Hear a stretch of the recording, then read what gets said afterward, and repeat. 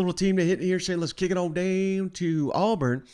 Brian Harsin met with the media here. We're winding down first week of camp on the Plains, and man, he had some opportunities to hype up them Tigers, and he's basically taking the opposite approach. But they start the season, of course, 5 home games. That could be so crucial to their season, getting the momentum going, proving the doubters wrong with the nationally televised Penn State coming to town, Missouri, the first SEC game, followed by LSU. We don't know what the hell to make of LSU. They could be red hot. They could be faltering. Who knows? But let's kick it over to Brian Harsin. Shane talks about Zach Calzada and his health. I'm hearing the great things about Robbie Ashford, too. Was the A-Day spring game MVP. Let's not write him off. Yeah. We got the moped master, TJ Finley, competing for this job. Let's kick it over to Brian Harsin, talks to the quarterbacks, and starting the season with 5 consecutive home games. How does Zach look now that he's out there? Has he got any rust? And just the quarterbacks in general, how? Yeah, I don't know if he's got any rust. I mean, again, it's camp, and so you're seeing a lot of different looks from the defense. And I think all the quarterbacks have had their moments really good, and some where, we got to learn from it. I think he's done well. Today was a good day for him. I thought his footwork was good, threw the ball well. Like everybody else, he had a sense of urgency on the field, and that's where our quarterbacks really each and every day they got to show up and have great days, because if they don't, the rest of us really feel that. So there are really no days off for those quarterbacks, and I think today was one of our more consistent days from the QB. Still not what it needs to be, but it was still more consistent than what it's been from all those guys. And, even Holden's starting to really show some flashes of understanding what we're doing, changing a few things mechanically, so he's just a little bit better in those areas. But all those guys, I think, have done a really good job of applying what Coach Keesaw has asked him to do. Now we got more time. That's the thing. It's not a finished product right now, and that's for everybody. We all want to know, and myself included, but coaching that position, doing this for a few years now, that we have time to keep building through some things, and you just got to stick with one thing for a while until they get it, and then move on to the next, because you don't want to throw 5 or 6 things at a quarterback, because they're not really mastering anything, and you got to master something.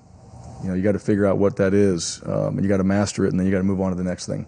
How excited are you and your team both that you get to start the first month plus of the season at home and kind of establish your identity as a team in front of your home fans? Yeah, I think that's, it's a unique. Somebody else had 5 games this year. Who was it? I saw it. Is there another team that has 5 games? You guys should know that. All right, well, look it up. I could be wrong, but there was another team that had I think 5 home games as well. I've never been in a situation like that, but we're going to try to take advantage of it and to be at home. And, look, we know our routine, right?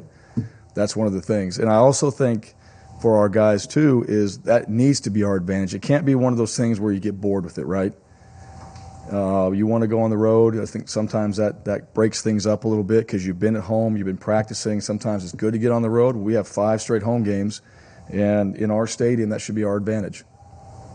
So we have talked about that since January, of what that schedule is going to look like, just because it's unique. So as far as I'm concerned, yeah, I mean, I want to be right there in our stadium playing at home. We got 8 home games, take advantage of it. We get to start that way. I mean, that's an advantage for us. All right, Chad. Hey, have you ever heard a coach say 5 straight home games? This may not be an advantage for us. I was like, what are we doing here, Brian? I know.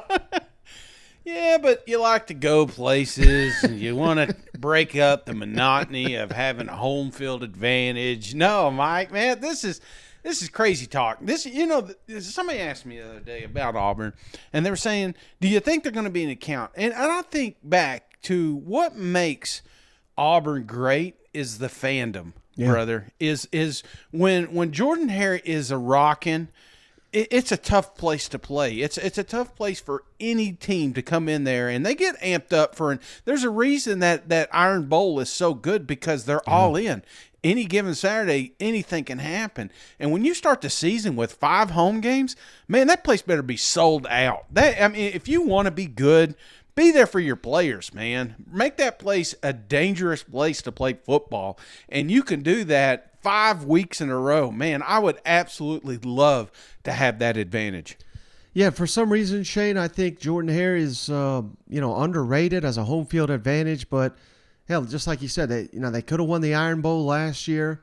They won the Iron Bowl previous that was there in Jordan Hare. You go back to 2019, LSU's magical team. Mm-hmm. Basically, the only team that tested them was Auburn during that regular season. So there's just so many games that come to mind where Auburn's got at such an advantage playing in that stadium.